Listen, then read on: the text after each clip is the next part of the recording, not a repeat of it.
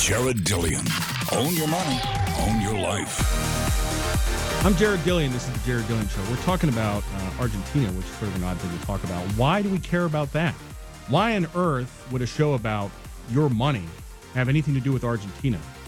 We're going to talk about it. Please call 844-305-7800. That's 844-305-7800. This is the Jared Dillian Show. You can also go to my website, which is jareddillianmoney.com. That's jareddillianmoney.com. Or you can follow me on Twitter, and I'm easy to find. We just gave sort of a brief history of Argentina, and it's crashing, and it's going to zero. Okay, so why do we care? Why do we care if some country at the tip of South America is going to zero? I'm not going to Buenos Aires. I'm not going to Tierra del Fuego. Why do I care about this?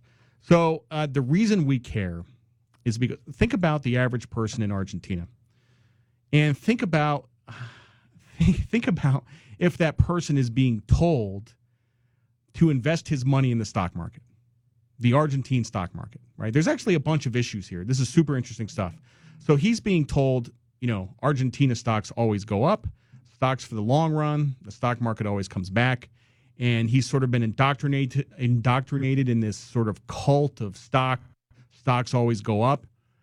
And he puts his money in the stock market, and then one day half of it is gone.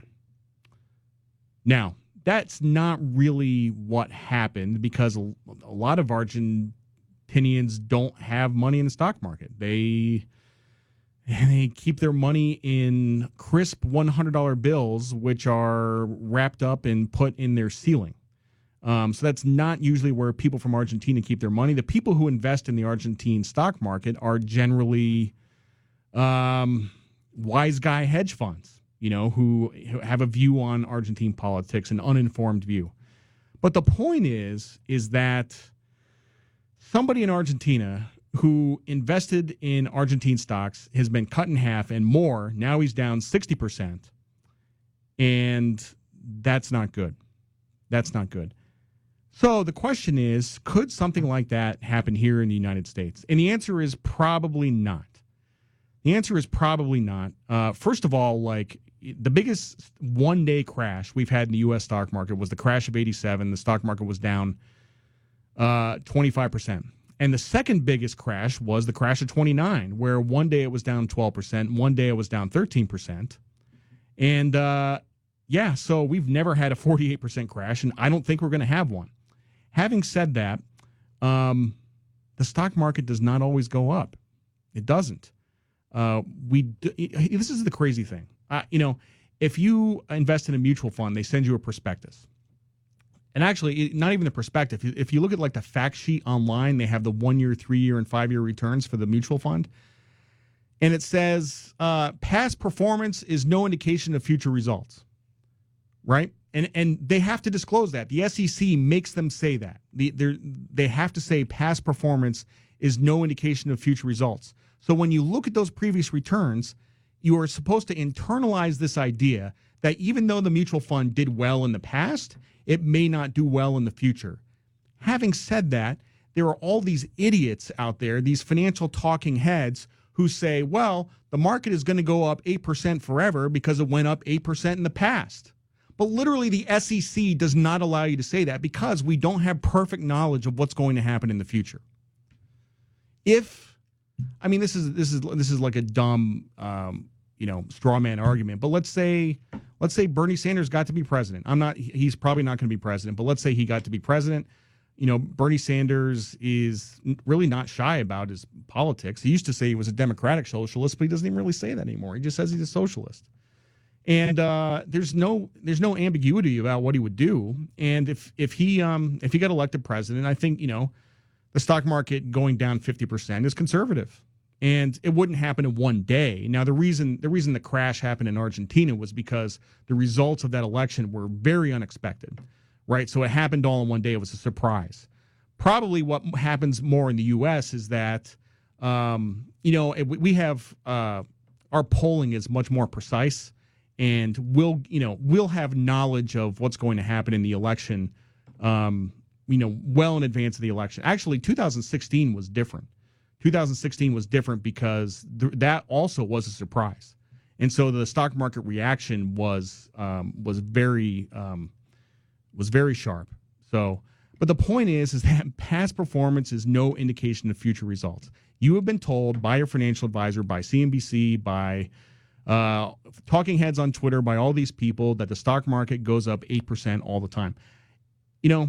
Okay, the stock market generally does go up over time. One reason is because of inflation. So just because of inflation, it goes up. And two, because, companies generally make more money over time and they grow. And yeah, okay. But that doesn't take into account really big exogenous events. Okay, so go to Japan, the earthquake in Japan in 2012, Fukushima. Very big exogenous event. It had huge consequences, not just for Japanese stocks, but also for Japanese bonds. But really, the exogenous events that we have to be concerned with are really political exogenous events. I mean, Venezuela, they had a stock market. They had a functioning stock market. It was actually a pretty big stock market. And, under Hugo Chavez, it got smaller and smaller and smaller. And under Maduro, it just disappeared. They don't have a stock market anymore. What happened if you own stocks in Venezuela? So we are coming up to an election, and I think people underestimate how important, everyone says, oh, this is the most important election in history. No, not really true. Some elections are just not that important. Like Clinton versus Bob Dole in 1996 it was one of the most boring elections of all time. It had no significance whatsoever. But this next one is going to have a lot of significance because you are basically the two candidates, whoever they are going to have radically different philosophies on economics, radically different philosophies. And we're going to go one way and we're going to go another way.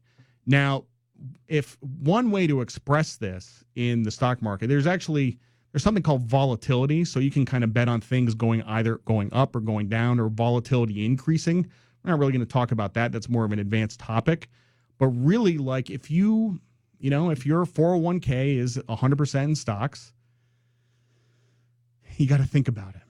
You got to think about it because we are coming up to something. We are coming up to a really big event, and I'm not scaremongering. I'm not saying the stock market is going to go down 50%, but I'm just saying there's going to be some big changes. And I think people are complacent. I think people are asleep. I think people do not fully appreciate the political risks because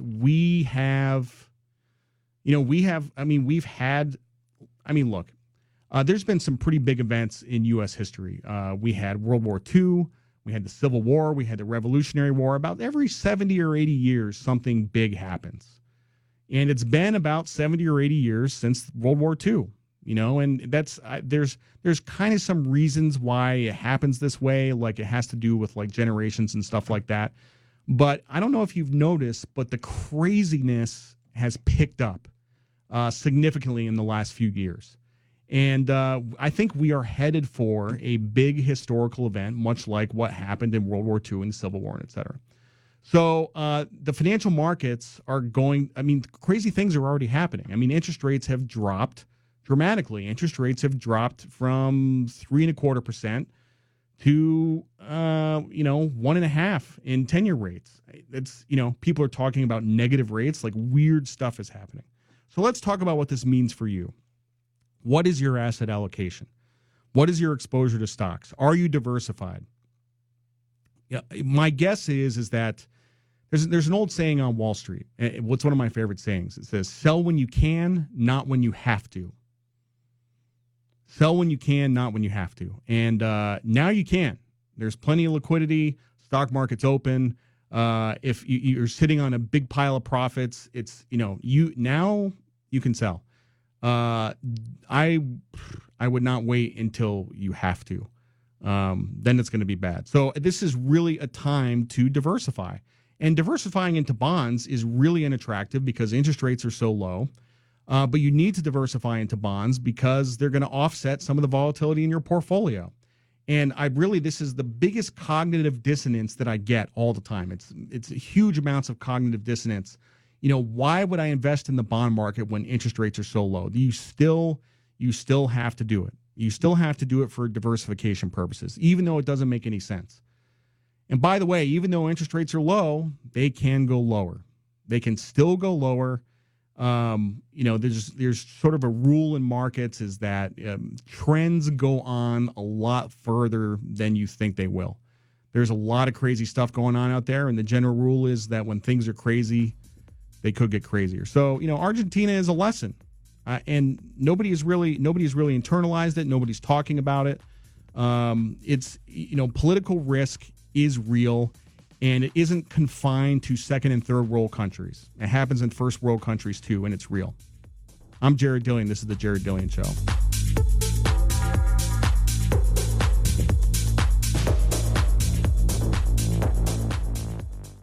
Jared Dillian. Now you know a rich guy.